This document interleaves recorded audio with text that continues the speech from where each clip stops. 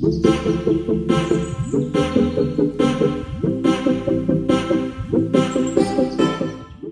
Students, तो आज हम सीबीएसई बोर्ड के प्रैक्टिस सेट के कुछ क्वेश्चंस करने वाले हैं। वो क्वेश्चन आज करेंगे, 10 होगा 20 होगा, जितने भी होते हैं करते हैं आज, और ज्यादा से ज्यादा कोशिश करेंगे कि आज उनको खत्म कर दें। ठीक है, तो प्रैक्टिस सेट फर्स्ट कर रहे हैं हम सीबीएसई बोर्ड के थ्रू जो आया हुआ है, और उसको आज सॉल्व करते हैं। ठीक है, और एक दो क्वेश्चन मैं अपनी तरफ से भी कराऊंगा, कुछ इंपॉर्टेंट क्वेश्चन जो कि हमारे सीबीएसई बोर्ड में मोस्टली इंपॉर्टेंट है, तो आज हम उनको करने वाले हैं। तो देखो, हमारा जो पहला क्वेश्चन है,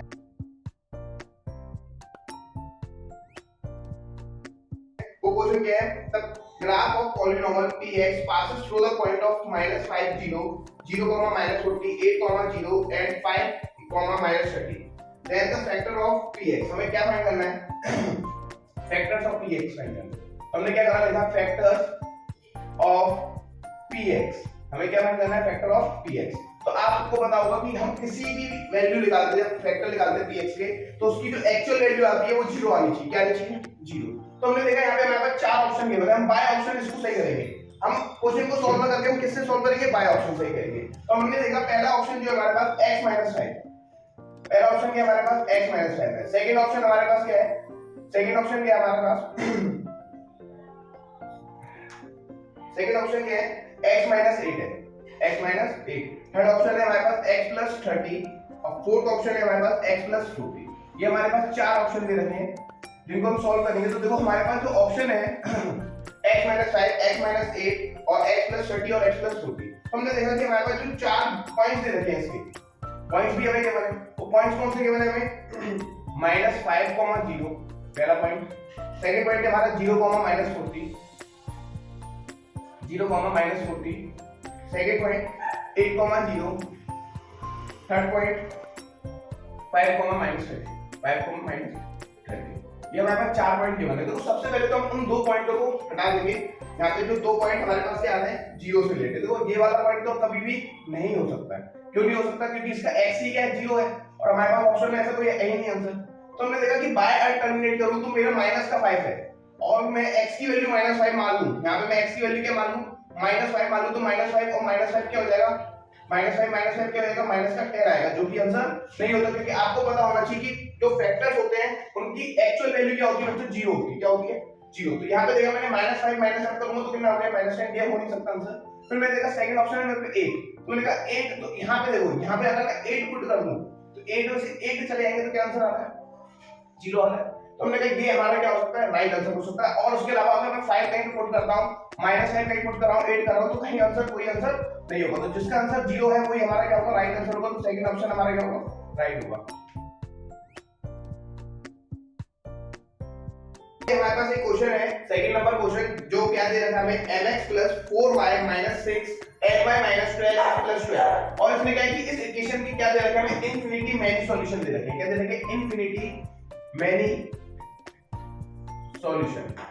हमें क्या गिवन है? इनफिनिटीज की मैनी सॉल्यूशन गिवन है। जब भी आपके पास ऐसा कोई क्वेश्चन आ जाए जिसमें लीनियर पेयर इक्वेशन बन रही हो, दो पेयर की इक्वेशन बन रही हो, और यहाँ एक पेयर की इक्वेशन बन रही हो, यहाँ पे इनफिनिटी मैनी सॉल्यूशन दे दी, तो आपका एक फॉर्मूला होता है छोटा सा कि a1/a2 इक्वल होता है b1/b2 इक्वल होता है c1/c2। तो हम यहाँ पे देखते हैं कि हमारे पास a1 a2 क्या है, और मैंने प्रीवियस वीडियो में भी हमने बताया था कि जो आगे की जो x के कंपोनेंट्स होती है वो क्या होती है? a1 होती है। जो y की कंपोनेंट्स होती है वो क्या होती है? b1 होती है। जो लास्ट हमारा जो लास्ट रहता है कांस्टेंट, वो क्या होता है हमारा? c1 होता है। क्या होता है? c1 होता है। तो हमने देखा यहाँ पे, तो ठीक है, a1 b1 और c1 प्रूव हो गया। अब देखिए हम a2 b2 और c2 का है, तो हमने कहा x के इधर वाला, इसके साथ x का जो कोएफिशिएंट होता है वो हमेशा क्या होता है? a होता है। तो a का आंसर क्या आएगा? a2 हो जाएगा। सेकंड इक्वेशन को क्या मान लेंगे हम? a2। और ये क्या हो जाएगा? मैं देखो y के साथ यहाँ पे ये आ रहा है, इसको क्या मान लेंगे? b2। इसको क्या मान लेंगे बच्चों? c2। ये तो हम यहीं के इसको क्या कर सकते हैं? मान सकते हैं। या एक काम और कर सकते हैं कि हम इस इक्वेशन को क्या करते हैं? घुमा दें। x वाली वैल्यू को हम आगे लिख दें तो माइनस का 12x, b वाली वैल्यू को पीछे रखते हैं, y वाली वैल्यू को पीछे लिखते तो प्लस का ny और प्लस का 12 इक्वल टू क्या हो जाएगा? 0 हो जाएगा। तो ये वाला हमारा क्या था? वही तो था, a2 था। ये वाला क्या था? b2 था। ये वाला क्या था? c2 था। अब रखते हैं बस वैल्यू पुट करनी है। देखो a1 कितना है हमारा? n है। a2 कितना है? देखो a2 -12 है। ये कर दे। फिर क्या हमारा b1 कितना है? b1 हमारा कितना है? 4 है। b2 कितना है? n है। और हमारा c1 कितना है? -6 है। और ये कितना है हमारा? 12। तो यहाँ पे देखो हमने क्या करा है, यहाँ पे रख दिया हमने सारी वैल्यू। अब देखो हमें प्रूफ कैसे करेंगे, मैंने कहा इसको उठा लो और इसको उठा लो, केवल कितनी वैल्यूज को उठाना है, दो वैल्यूज को। तो एक हमने उठाया m upon -12 equal to -6 upon 12, ठीक है। हमने कहा माइनस से तो पहले माइनस काट दो, पहले अप एंड डाउन कोई भी चलेगा। फिर क्या करा हमने 12 को इस तरफ ले गया, केवल इसको ले आएंगे इस तरफ, m बराबर 6 * 12 अपॉन 12, 12 से ये वाला 12 कट गया, तो m की वैल्यू कितनी आ गई, 6 आ गई। m की वैल्यू कितनी आ गई, 6 आ गई। यहाँ पे हमने लिखा अब इसको और इसको ले लो, तो हमने लिखा 4 अपॉन n इक्वल टू क्या है, -6 अपॉन 12। तो हमने क्या करा, n को इधर ले गए, 12 को इधर ले गए, तो 4 * 12 इक्वल टू n * -6। फिर से -6 को कहां ले जाऊं, इधर ले जाऊं, तो 4 * 12 अपॉन -6, 6 से 12 कट गया 2 10, 4 2 जाता है 8। तो हमारी n की वैल्यू क्या आ गई, n की वैल्यू आ जाएगी हमारी -8, क्योंकि ये वाला जो माइनस है वो कट जाता है, ऊपर चले जाता है। तो हमारी n की वैल्यू कितनी आ गई, -8। तो हमारे पास ऑप्शन नंबर होगा जो m बराबर 6 और n बराबर -8, वही हमारा यहाँ पर राइट आंसर होगा, ठीक है। तो ये हमारा राइट आंसर है।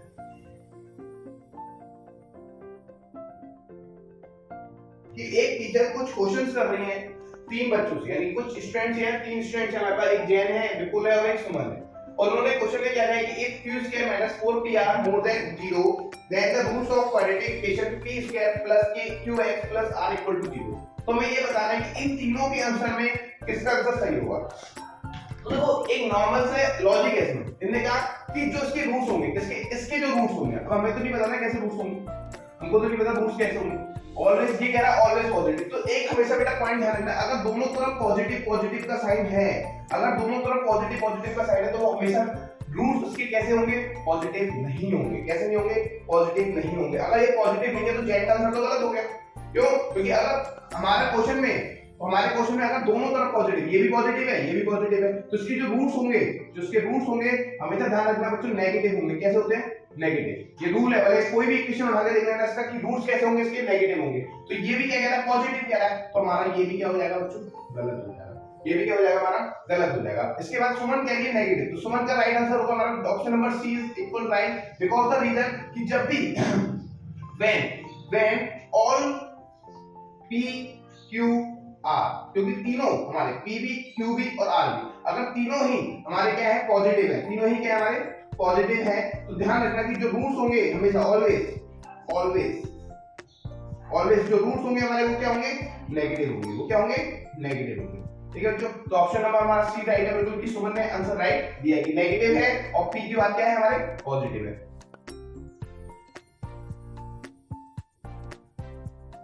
तो बच्चों देखो हमारे पास क्वेश्चन है, two concentric circle are centre और ओ पे क्या है, सेंटर है इसका, जिसके पॉइंट्स है -4, 3, और दूसरा जो सर्कल है उसका जो आउटर है वो कितना है, 3, 5, और हमें एक मिड में जो इसका आउटर है, हमारे छोटे वाले सर्कल है, स्मॉल सर्कल का जो आउटर है वो हमने क्या मान लिया है, एक पॉइंट मान लिया है, जो जिसको किस रेशियो में बांटा गया बच्चों, 1:9 में बांटा गया। किस में बांटा गया, 1:9 में। तो हमको क्या फाइंड करना है, हमें फाइंड करना है कोऑर्डिनेट्स ऑफ ए। हमें क्या फाइंड करना है, कोऑर्डिनेट्स ऑफ ए, जबकि हमें बी गिवन है, ओ की कोऑर्डिनेट्स गिवन है, बी की कोऑर्डिनेट्स गिवन है, और क्या हमें ए की कोऑर्डिनेट्स फाइंड करनी है। तो देखो बच्चों जब भी ऐसा कोई क्वेश्चन आ जाए, जब आपको क्या बोलते हैं कि 1:9 में बटा हुआ है और दो कोऑर्डिनेट्स गिवन आपको, तो हमको ये वाला कोऑर्डिनेट लगाना, और ये कोऑर्डिनेट्स किस रेशियो में बटा हुआ है बच्चों, 1:9 में, 1:9 में। तो आपको हमेशा ध्यान रखना है, इसको मान लेना x1, क्या मान लोगे इसको, x1, इसको मान लोगे y1, क्या मान लोगे, y1, इसको मान लोगे x2, इसको मान लोगे y2, ये हो जाएगा हमारा m1 और ये हो जाएगा हमारा m2।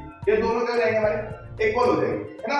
ये तीनों हमने क्या रख दी, वैल्यू पुट कर दी। अब हमें क्या लगाना है क्वेश्चन में, फॉर्मूला। तो देखो हमें क्या फाइंड करना है, द कोऑर्डिनेट्स ऑफ ए। क्या फॉर्मूला होता है इसका, m1 x2 plus m2 x1 upon m1 plus m2। ये क्या होता है, हमारा फॉर्मूला होता है इसका कोऑर्डिनेट्स का। सेम यहाँ पे भी हमको क्या है, y की भी ऐसे तरीके से पुट करना है कि m1 y2 plus m2 y1 upon m1 plus m2। ये हमारे क्या हो गया, कोऑर्डिनेट्स का फॉर्मूला लगा दिया हमने। अब केवल आपको क्या करनी है, वैल्यू पुट करनी है। तो देखो हमारे पास m1 कितना है, तो हमने कहा 1 है, x2 कितना है, तो बच्चों देखो x2 कितना है, 3 है, तो हमने लिख दिया यहाँ पे 3, प्लस m2 कितना है, m2 देखो ये 9 है, और x1 कितना है, देखो x1 है हमारा -4 अपॉन में क्या रख देंगे, m1 प्लस m2, यानी कि m1 प्लस 9 ये रख दिया, कॉमा m1 कितना है, तो हमने कहा 1 है, इनटू y2 कितना है y2 हमारा देखो 5 है, 5 प्लस m2 कितना है 9 इंटू y1 कितना है 3 अपॉन में 1 प्लस 9, ठीक है 1 प्लस 9, ये क्या हो जाएगा हमारा, आगे देखो उसको सॉल्व करेंगे 1 इंटू 3 क्या हो गया 3 प्लस माइनस, तो किसका आएगा आंसर माइनस का, 9 4 जा 36, 9 4 जा 36 अपॉन 10, फिर 1 5 जा 5, 9 3 जा 27 अपॉन 10। 36 में से अगर मैं 3 को माइनस कर दूं, इसको माइनस कर दूं 3 को, तो बचेगा हमारे पास 33 अपॉन 10 कॉमा 27 और 5 कितना होता है, 27 और 5 होता है हमारा 32 अपॉन। अब देखो जो करता है उसको हम काट सकते हैं, ये तो नहीं कर सकते क्योंकि 33 कटेगा नहीं, ये कटेगा, तो 2 के टेबल से काटो 16 अपॉन क्या देगा 5 आएगा, तो हमारा आंसर क्या है -33 अपॉन 10 कॉमा 16 अपॉन 5, ये क्या होगा हमारा आंसर होगा। ये हमारे क्या होंगे, एक ही कोऑर्डिनेट्स होंगे, इसी को हम क्या करेंगे सॉल्व करेंगे, ठीक है। तो देखो हमारा ऑप्शन नंबर कौन सा है, ऑप्शन नंबर हमारा देखो कौन सा है, ऑप्शन नंबर है हमारा डी ऑप्शन, कौन सा ऑप्शन है ये, डी ऑप्शन हमारा राइट आंसर होगा, डी ऑप्शन हमारा राइट आंसर होगा।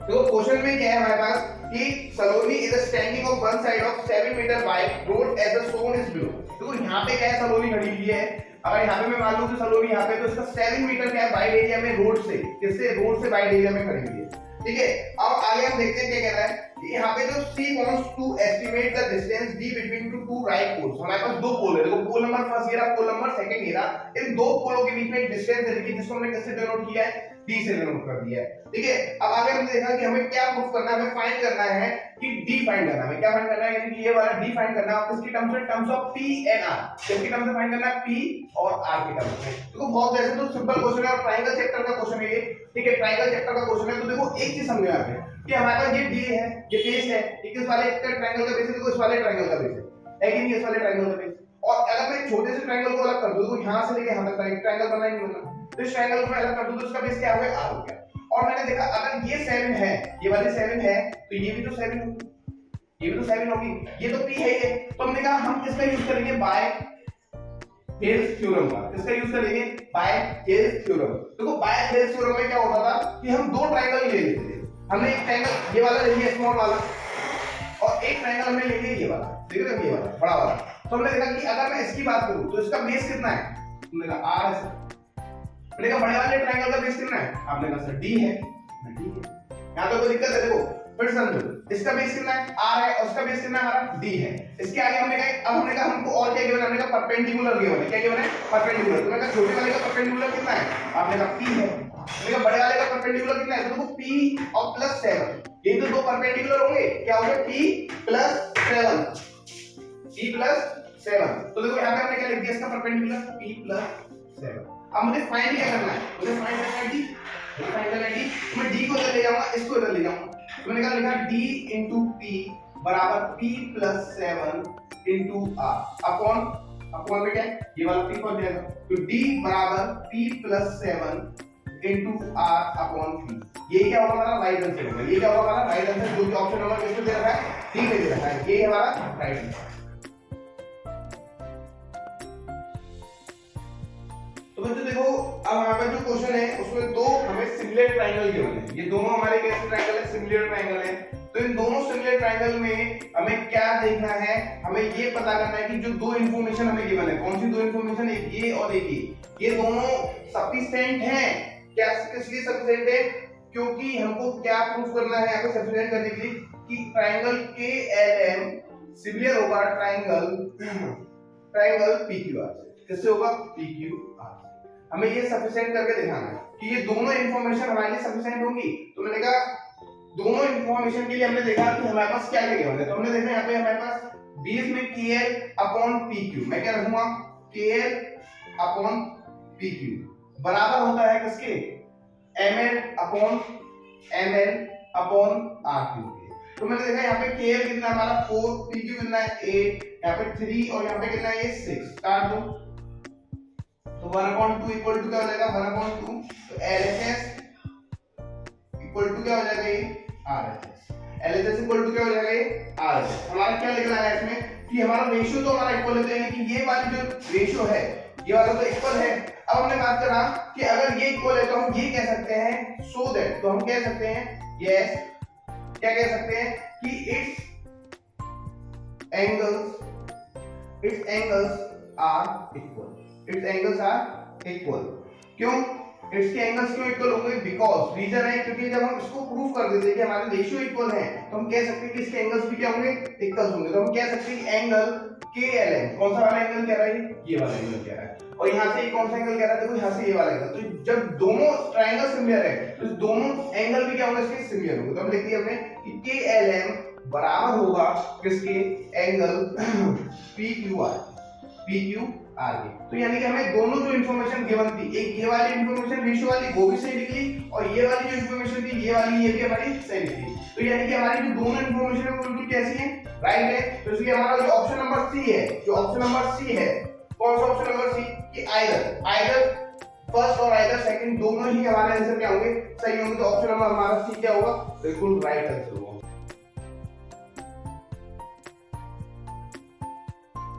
यहाँ पे हमारे पास क्वेश्चन में क्या मांगा है? इसने कहा है कि हमें PE की लेंथ फाइंड करनी है। हमें किसकी लेंथ फाइंड करनी है? PE की। तो हमने देखा यहाँ पे हमें PE क्या गिवन है? ये गिवन है। तो हमें इसकी लेंथ फाइंड करनी है। कैसे फाइंड करोगे? तो हमने कहा तो यहाँ पे देखो एक ट्रायंगल बनना है। हमने कहा हाँ बिल्कुल बनना है। हमने कहा क्या बनना है? कितने रो पे बनना है? 3 पे। यानी कि इसका बेस कितना हो गया हमारा? 3। देखो 1 2 3 यानी कि टोटल कितने बनना है? 3 पे बनना है। फिर मैंने कहा ये देखो Q का भी एक ट्रायंगल बनना है। आपने कहा बिल्कुल बनना है। तुमने कहा इस पूरे की लेंथ यहां से लेके यहां तक की लेंथ कितनी हो गई? 4 हो गई। कितनी हो गई? 4। अब हम फाइंड क्या करनी है? हमें PE फाइंड करनी है। तो मैंने कहा यहां से लेके यहां तक तो PE होगा। यहां से लेके यहां तक को क्या मान लूंगा मैं? यहां से लेके यहां तक की लेंथ को क्या मान लूंगा? PE मान लेता हूं। कहां से कहां तक की? यहां से यहां तक की। और मुझे फाइंड, अब देखो PE तो गिवन है, मैंने कहा PQ तक की क्या लेंथ होगी? तो PQ की लेंथ हमें देखो ये जो लेंथ होगी हमें गिवन वही हमारी क्या होगी? पूरी यहां से OQ होगी। तो हमने कहा PR हमारा कितना है? तो PR आपका कितना है? 6 है। देखो यहां से मिल रहा है ना, ये 6 पॉइंट पे मिल रहा है ना, तो इसका मतलब इसकी लेंथ कितनी हो गई? 6 हो गई। और ये हमारी OQ भी क्या होगी? फिर हमारी OQ भी क्या होगी? 6 होगी। OQ भी क्या होगी हमारी? 6। क्यों? क्योंकि हमारे को पता है कि हमारा जो OQ है O और Q वो इक्वल है किसके? QR के। किसके इक्वल है? QR के। जबकि QR हमारी 6 है तो OQ भी हमारी क्या होनी चाहिए? 6 होनी चाहिए। ठीक है। अब हमको क्या लगानी है इसमें? देखो थ्योरम लगा देंगे। कौन सी थ्योरम? देखो ये एक ट्रायंगल बना है तो इसको ऐसे लिख सकते हैं यार 3। इसका बेस कितना है? 3 है कि नहीं है? तो मैंने कहा इसका बेस 3। और मैंने कहा एक देखो ट्रायंगल ऐसा बनना है नहीं बनना? ये देखो बनना नहीं बना। तो इसका बेस कितना हो गया? 4। तो 3/4 देख दिया। अब मैंने कहा इसकी हाइपोटेन्यूज ले लो। देखो इसकी हाइपोटेन्यूज क्या होगा? कहां तक है? केवल PE तक है। तो मैंने लिख दिया है PE। मैंने कहा पूरा ले लो। पूरा कितना है? PQ। ले सकता हूं नहीं ले सकता हूं? यहां से बताओ फिर से समझो। देखो ये हमारा एक स्मॉल ट्रायंगल है जिसका बेस कितना है? 3 है। एक हमारा लॉन्ग बिग ट्रायंगल है जिसका बेस कितना है? 4 है। तो मैंने 3/4 लिख दिया। दोनों के बेस, दोनों ट्रायंगलों के बेस किससे करेंगे? बाय TT से, यानी कि थियरम से। ठीक है। तो 3/4 फिर मैंने लिखा PE अपॉन पूरा। तो मैंने कहा PE अपॉन PQ। अब मैंने कहा PE हमें पता ही नहीं है और PQ मैंने किसके थ्रू प्रूफ किया था? PQ है ये बच्चों, यहाँ पे OQ लिख दिया मैंने गलती से, PQ है। ठीक है। तो PQ मेरा कितना था? 6 था। 6 था। मैं इसको इधर ले गया तो 18 अपॉन कितना हो गया? 4। 2 से काट दो उसको तो 9 अपॉन कितना हो गया? 2। और P की वैल्यू कितनी आ गई हमारी? 9/2। जिसको हम पॉइंट पे करेंगे तो हमारा आ जाएगा 4.5 होगी। तो बच्चों देखो मैं आज तुम्हें ट्रिग्नोमेट्री की एक स्पेशल ट्रिक बताने जा रहा हूँ। स्पेशल ट्रिक का मतलब बहुत सिंपल ट्रिक है कि तुम जल्दी से जल्दी इसको किस तरीके से कर सकते हो। तो मान लो एक बिल्डिंग है जिसकी हाइट मैंने मान ली h है, जिसकी हाइट मैंने क्या मान ली है? h है। और इस बिल्डिंग से टॉप ऑफ से जो हमारा डिप्रेशन बनना है, एलिवेशन बनना है, एंगल 2 पॉइंट पे एलिवेशन एंगल बनना है हमारा। 2 पॉइंट्स पे एलिवेशन एंगल बनना है। जो दोनों एलिवेशन एंगल है, दोनों एलिवेशन जो एंगल है वो हमारे कौन से हैं? कॉम्प्लीमेंट्री एंगल है। कौन से एंगल है? Complementary angle. इनको हिंदी में क्या बोलते हैं बच्चों? कोटि पूरक कोण बोलते हैं। कौन सा बोलते हैं? कोटि पूरक कोण। इनका मतलब क्या होता है कॉम्प्लीमेंट्री एंगल का? कि ये दोनों दो एंगल जो भी है, मान लो ये x है, मान लो ये y है, ये दोनों एंगल है हमारे x और y। तो मान लो इन दोनों का जो सम होगा वो क्या होगा? 90 डिग्री के बराबर होगा। यही हमारा क्या होता है? हमारा ये क्या होता है? पॉइंट ट्रिक होती है कि हम दोनों एंगल को क्या मानेंगे? Equal to 90 degree. मान लो अगर मैंने इसको x मान लिया तो मैं इसको 90 माइनस x नहीं मान सकता क्या? 90 माइनस x मान नहीं सकता हूं। तो यहाँ पे मुझे ट्रिक क्या करनी है, मान लो यहाँ से लेके यहाँ तक की जो डिस्टेंस है वो कितनी है, अल्फा है। वो कितनी है, अल्फा है। कहां से कहां तक, इस पॉइंट से लेके इस पॉइंट तक की, और पूरे जो पॉइंट की है वो मैंने मान ली गामा है। वो कितनी है मेरी, गामा। वो कितनी मान ली मैंने, गामा मान ली। क्या मान ली मैंने, गामा मान ली। अब देखो मेरे को यहाँ पे ट्रिक क्या है कि अगर मुझे हाइट निकालनी है, मुझे क्या निकालनी है, हाइट निकालनी है, तो हाइट निकालने का एक सिंपल सा फॉर्मूला है कि हाइट बराबर क्या लगा दो, स्क्वायर रूट में गामा इनटू बीटा, ओ सॉरी अल्फा इनटू गामा। क्या कर दोगे, हाइट बराबर स्क्वायर रूट में अल्फा इनटू गामा। ये हमारी क्या हो गई, शॉर्ट ट्रिक हो गई। अब इसी के ऊपर हम एक क्वेश्चन करेंगे, देखते हैं क्या आ रहा है आंसर।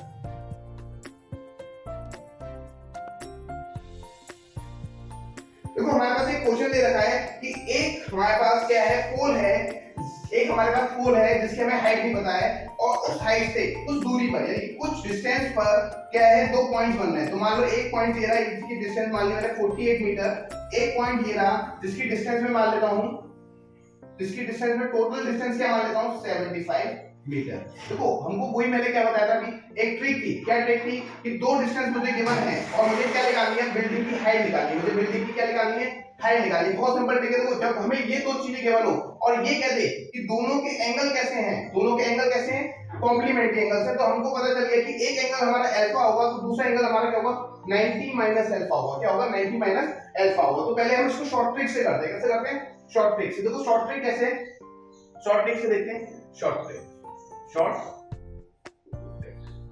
शॉर्ट ट्रिक का मैंने क्या बताया था कि मेरा h बराबर, मेरा क्या होता है, हाइट बराबर स्क्वायर रूट के अंदर 75, क्योंकि ये पूरी डिस्टेंस अल्फा और ये पूरी क्या हो गई हमारी एक डिस्टेंस 48, दोनों का क्या कर देंगे मल्टीप्लाई। तो मैंने कहा 75 के फैक्टर करते हैं, तो मैं क्या लिख सकता हूं ना 25 into 3, 48 को कैसे लिख सकता हूं 3 into 16 लिख सकता हूं।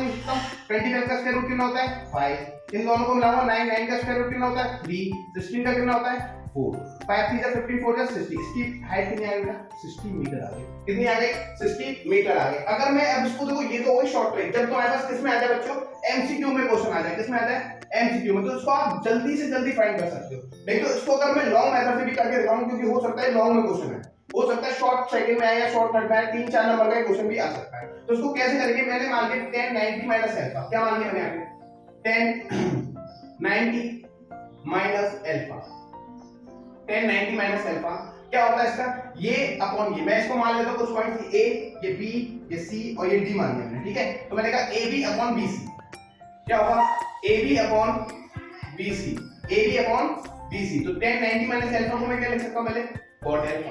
ए बी कितना मेरा हाइट है, बी सी कितना मेरा 48 है, बी सी कितना मेरा 48 है, ठीक है, बी सी कितना मेरा 48 है। तो cot अल्फा को मैं क्या लिख सकता हूं 1 अपॉन 10 अल्फा लिख सकता हूं, 1 अपॉन 10 अल्फा लिख सकता हूं। तो हाइट अपॉन 48, हाइट अपॉन 48 लिखूंगा, ठीक है। अब देखो 10 अल्फा को मैं ऊपर ले गया तो 10 अल्फा बराबर क्या हो जाएगा 48 अपॉन हाइट, 48 अपॉन हाइट हो जाएगा। यहाँ पे कोई दिक्कत है किसी को, देखो यहाँ पे कोई दिक्कत है। अब मैंने क्या लिखी, ये वाला एंगल लिख दिया, कौन सा वाला, ये वाला एंगल लिख दिया, क्या 10 अल्फा, 10 अल्फा बराबर, अब क्या हुआ हाइट अपॉन टोटल। तो हाइट कितनी है h, टोटल कितना है हमारा 70 है, टोटल कितना है हमारा 75 है, टोटल कितना है 75। 10 अल्फा बराबर कितना है ये, और ये भी 10 अल्फा बराबर, ये तो इन दोनों को मैं इक्वल रख सकता हूं, नहीं रख सकता हूं। तो मैंने लिखा 48 अपॉन h बराबर है h अपॉन 75। देखो क्रॉस कर लो, तो मैंने लिखा यहाँ पे कि h क्या हो गया, स्क्वायर हो गई, यहाँ पे 48 into 75 हो गया, हो गया नहीं हो गया। अब मैंने कहा स्क्वायर हटा के इसमें क्या लगा सकता हूं, स्क्वायर रूट लगा सकता हूं, नहीं लगा सकता हूं। तो 48 into 75। देखो इसके आगे क्या करना है, देखो सबसे सिंपल है, 48 into 75 कर दिया। तो देखो हमने यहाँ पे 48 वही सेम, देखो ये ट्रिक ये रही, ये ट्रिक ये रही, ये सेम यहाँ पे लिखा होगा, देखो यही करा है जो यहाँ पे हमने शॉर्ट ट्रिक में करा था। तो हम इसको शॉर्ट से भी कर सकते हैं, इसको लॉन्ग से भी कर सकते हैं, बट लॉन्ग से कब करना है, जब ये क्वेश्चन 3 मार्क्स या 4 मार्क्स का होगा, और शॉर्ट से कब करोगे, जब ये क्वेश्चन केवल 1 मार्क्स का होगा और एमसीक्यू में आ रहा होगा। किसमें आ रहा होगा, एमसीक्यू में। तो देखो यहाँ पे हमारा वही फैक्टर h बराबर रूट में 75 को क्या लिख सकता हूं 25 into 3 और 48 को क्या लिख सकता हूं 3 into 60। तो 25 के फैक्टर क्या होता है 5, 3 into 3 के फैक्टर क्या होता है 3, यानी कि स्क्वायर रूट क्या होता है 3, और 16 का स्क्वायर रूट कितना होता है 4 होता है। तो यहाँ पे हमारा हो गया फ्लैट इज 50 और 4 60 मीटर। ये भी हमारा क्या आंसर आ गया 60 मीटर, ये भी हमारा क्या है 60 मीटर। तो बहुत शॉर्ट ट्री में इसको हम कर सकते हैं और लॉन्ग ट्री से भी हम इसको कर सकते हैं। ठीक, तो थैंक यू बच्चों, देखो ये हो गया क्वेश्चन हमारा कंप्लीट और आज मैंने 10 क्वेश्चन पूरे कंप्लीट करा दिए। इसी तरीके से मेरी वीडियो को देखने के लिए मेरी चैनल को सब्सक्राइब करें और इस वीडियो को ज्यादा से ज्यादा शेयर करें अपने दोस्तों के साथ। हो सकता है कि मोस्ट इंपोर्टेंट क्वेश्चन है, जो 10 मोस्ट इंपोर्टेंट क्वेश्चन जो सैंपल पेपर से में से और प्रैक्टिस सेट में से मैंने कराए हैं, और इनको ज्यादा से ज्यादा वीडियो को शेयर करें।